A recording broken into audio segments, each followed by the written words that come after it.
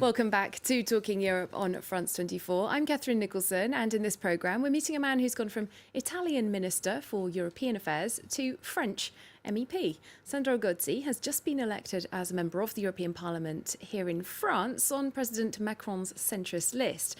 Now, he says he's always felt at home in France since he came here for studies as a teenager, and he has been a resident of France now for some time.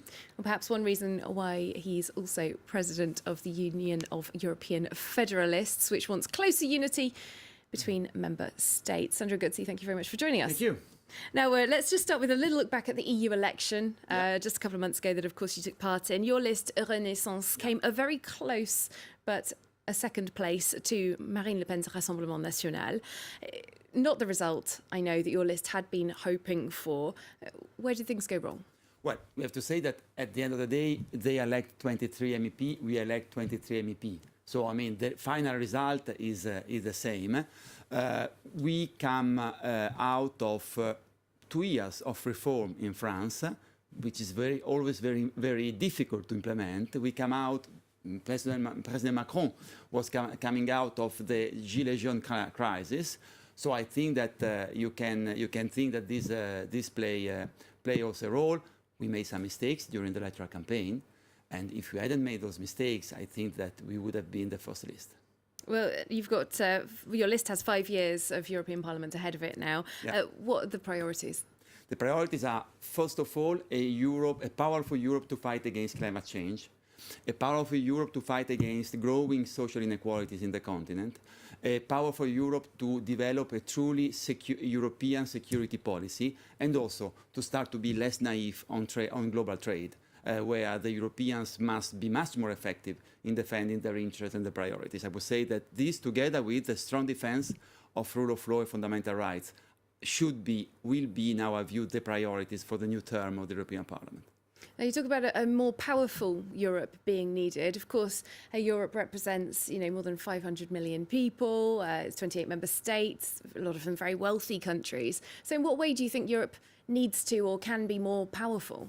Well, I mean, we have said during the campaign that we wanted a sovereign and democratic Europe. In which way it can be more powerful? In taking back control. The nice slogan that I've heard that slogan before. Used in your country. It is a perfect slogan. It is the right question. Probably the answer. To take back control on fight against climate change, on migratory flows, on fight against terrorism, we need to build up a stronger Europe. But we need to do it in a more transparent and more democratic way, because it must be supported and fully accepted by our citizens. But this is the only way to defend our interests and our values in this globalized world. Now, it's interesting looking at the idea of European interests, because if we look at the results of the European election and how the Parliament has turned out politically, it's probably more splintered than ever in terms of the different groupings. Your group did make quite big gains in the European Parliament, the centrists and liberals, but it's still the third-placed group. And the question is really, will your group or will any group really be able to make much of a difference, considering this splintering politically? We must. We must make a difference. This is what we promised. This is what we are committed to do. I would say that in this European election, there is a good news for Europe and higher turnout across the continent, which is certainly something very important. And there is a new political landscape. I mean, the duopoly between Social Democrats and the European People's Party is over. And there are two new factors, two new guys in town, in Brussels. The first are the Greens. We have to say that the Greens, even in France, but in Germany and other countries, did a very good score. The second is our Renew Europe group. And we are determined to make the difference. I think we can, because around the different capitals, I think that leaders have understood that the worst enemy for Europe, the worst enemy for democracy, and the best ally of neo-nationalists is status quo. We must get out of the status quo. This is our goal. Euroscepticism is still quite strong across Europe, but particularly here in France, the country where you've chosen to present yourself. Eurobarometer figures, that's the EU's own survey, show 33% of people here trust the EU. That's low compared to the EU average of 42%. There's recently been a YouGov poll showing that 32% of French people would actually support leaving the EU, which again is quite high among EU member states. How much are you worried about that Euroscepticism?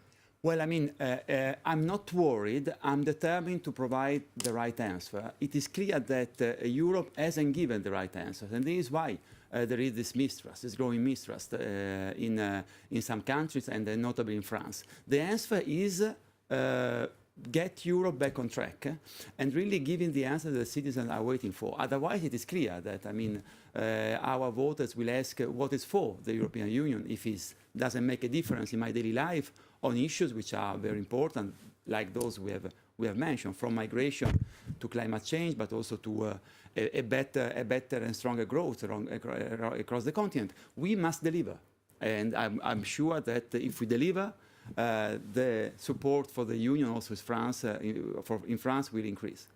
Okay, well, let's look at some of the recent European news that we've had in the last couple of days. As you mentioned, the new president of the European Commission has been nominated by the heads of state and government, Ursula von der Leyen. Of course, it's yet to be confirmed. There'll be a parliament vote on July 16th.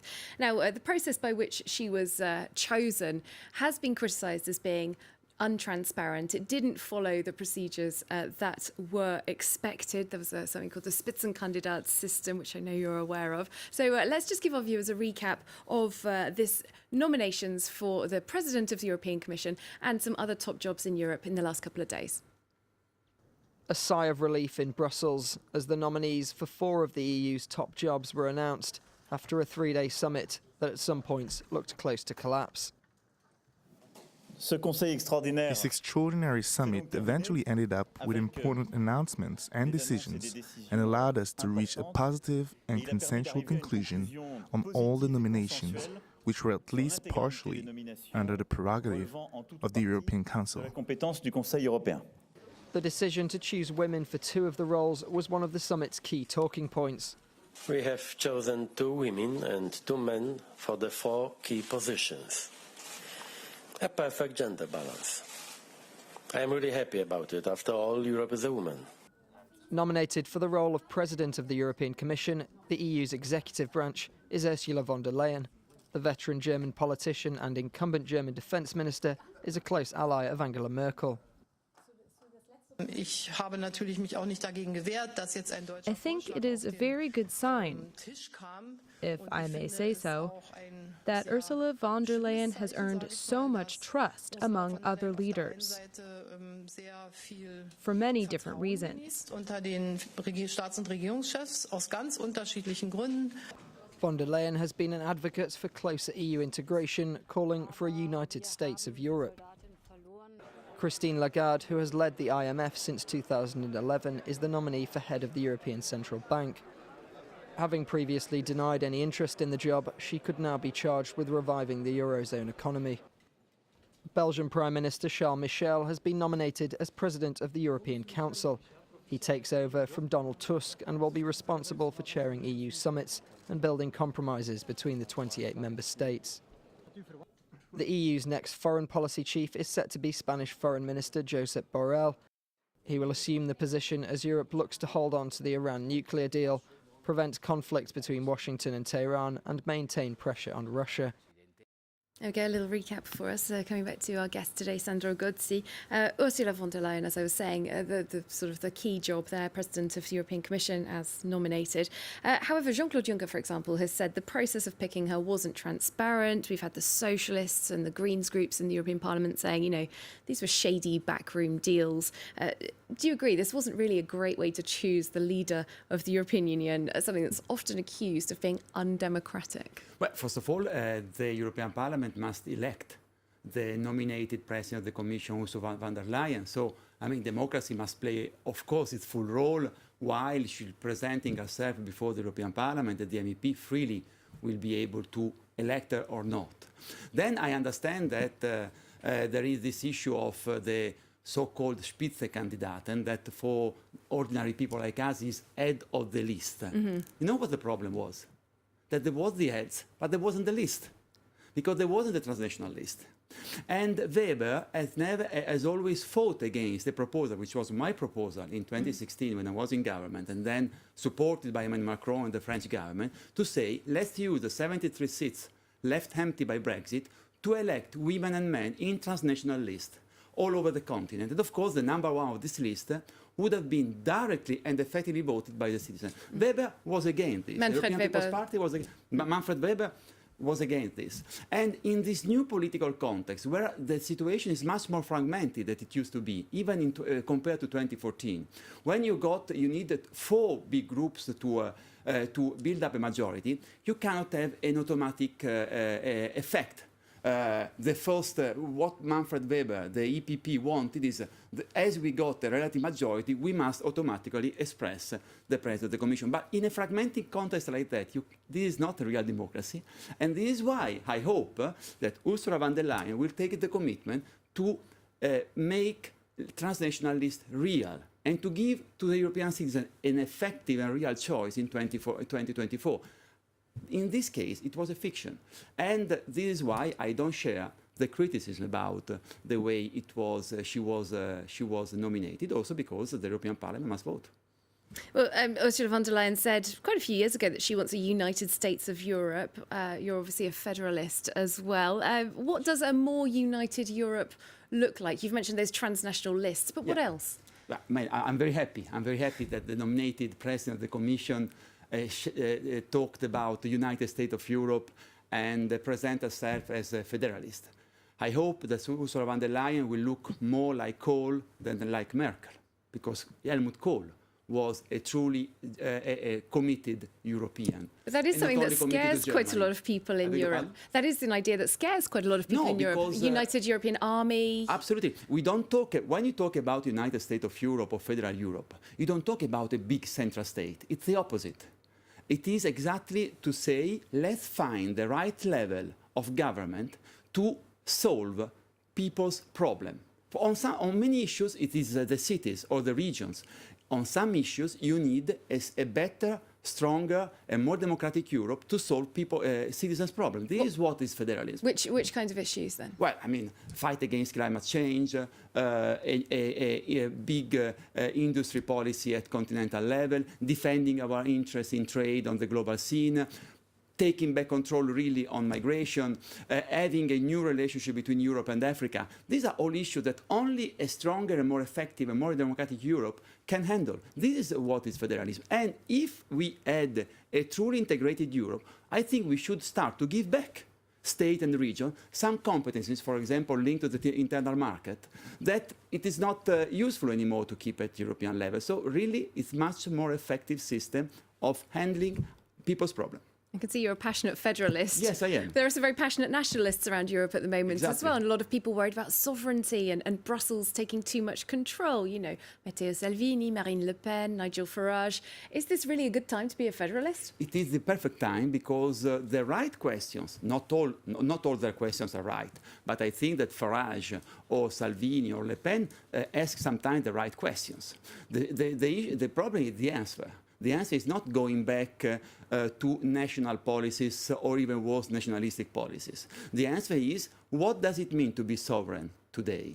And to take an effective control on issues, we probably need to build up a European sovereignty. But this European sovereignty cannot be handled only by governments. It needs also a stronger democracy through a stronger European Parliament. This is why I think that there isn't a better time to put on the table 2 very radical alternative choices. On one side, you got neo-nationalism, going back to all the mistakes that in history Europeans have already committed in the 20th century, all starting to prepare the Europe of 2030 through stronger and more democratic union.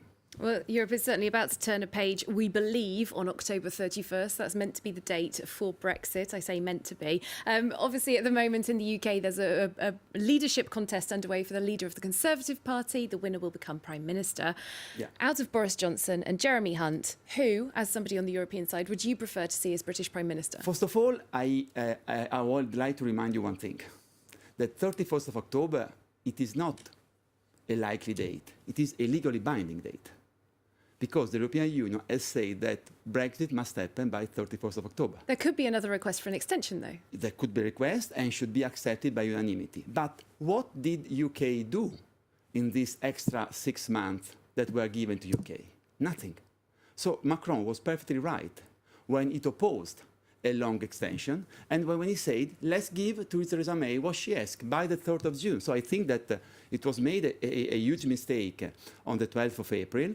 Could be worse. It could have been worse because Tusk and Merkel wanted a long extension until March 2020. So Emmanuel Macron was right. Now, unless the European Union decides otherwise, a Brexit will happen on the 31st of October. And I don't see any request by Boris Johnson, Jeremy Hunt, to go beyond the 31st of October. So what I prefer the Prime Minister that in the most effective way deliver Brexit. Although, even if I regret Brexit a lot, I said it when I was a minister in 2016, but I think that we have also to respect the will of the people. And the will of the people was clearly expressed during the British referendum.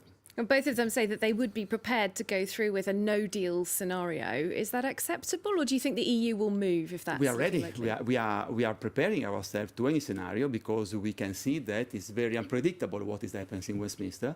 London has become a very unpredictable place. So the union as such, and also the government, starting with the French government, have already taken the measures, even if in case of a no-deal Brexit. I don't hope for a no-deal Brexit. I hope for a Brexit with a deal, but certainly we are ready for any scenario. All right, Sandro Gozi, we'll have to leave it there. Thank you so much for coming in to see us. Thank you. And thank you very much for watching as well. That's it for Talking Europe this time around. Hope to see you soon.